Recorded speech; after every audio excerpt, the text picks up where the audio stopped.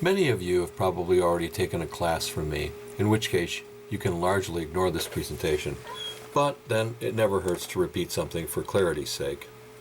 This is going to be how I want you to turn your assignments in on Canvas.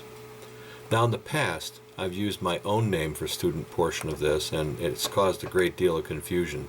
So for this presentation, I'm going to make up a hypothetical student and a fictionalized class roster so that you can see how this works. Going forward, we'll be referring to students, or the student here, as Sidney J. Mead, which is actually the full name of my cat and my favorite futurist illustrator. So, let's look at this name, Sidney J. Mead. On campus, that person has a profile that ends just like yours does, or should, with the @students.mchenry.edu. So he is Sidney J. Mead, and probably is some variant of something like S.J. Mead 1967 @students.mchenry.edu.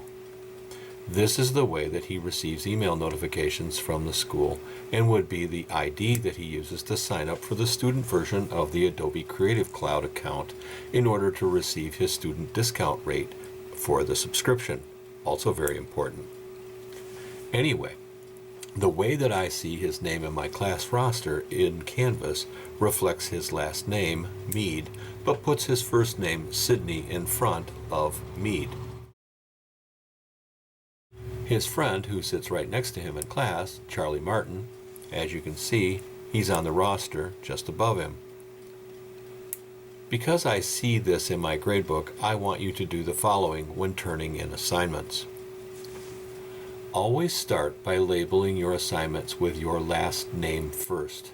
In this case, Sidney would use just Mead, and follow that with an underscore and then his first initial, like this, Mead _S.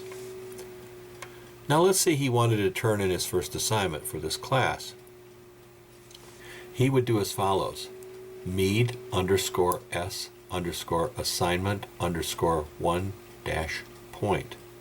The reason we do it like this is for clarity as it regards computers, and we'll get to that here in a moment. First, alphabetizing your name lets me at a glance see if you've turned something in or not. Once I pull an assignment out of the gradebook in Canvas and place it into a folder, unless it is alphabetized, I might see something like this, which is an example from a color theory class of mine a semester or two ago. I had students turn in work to me in just about every imaginable way, and for the most part, the wrong way. As this slide demonstrates, they were labeled all over the place and consequently were very difficult to locate and grade. The third one at the top row didn't even have the person's name attached to it. If I hadn't gone looking for it in the Canvas grades files, I might not have found out whose it was, and in the future, I might not bother. If I have to work harder to find your file to grade it, you're going to get a lower grade. Pretty simple.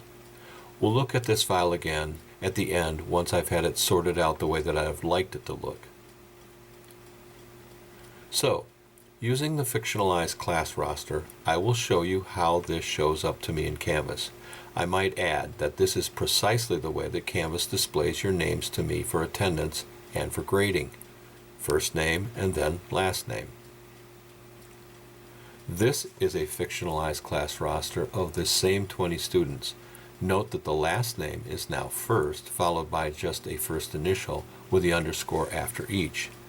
This is the way that computers like to keep track of long strings of information. It also eliminates multiple first names like Tom, James, Peter, and Mary.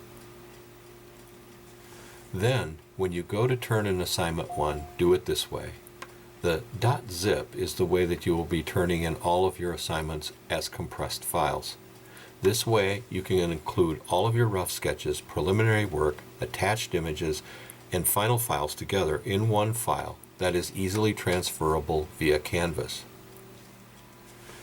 Using Sidney as an example here, when submitting a zip file, your submittal would look like this. Now inside that zip file, he might have an assignment folder, or you may have a project folder and it should be labeled like this. He might be attaching images and they would be done like this.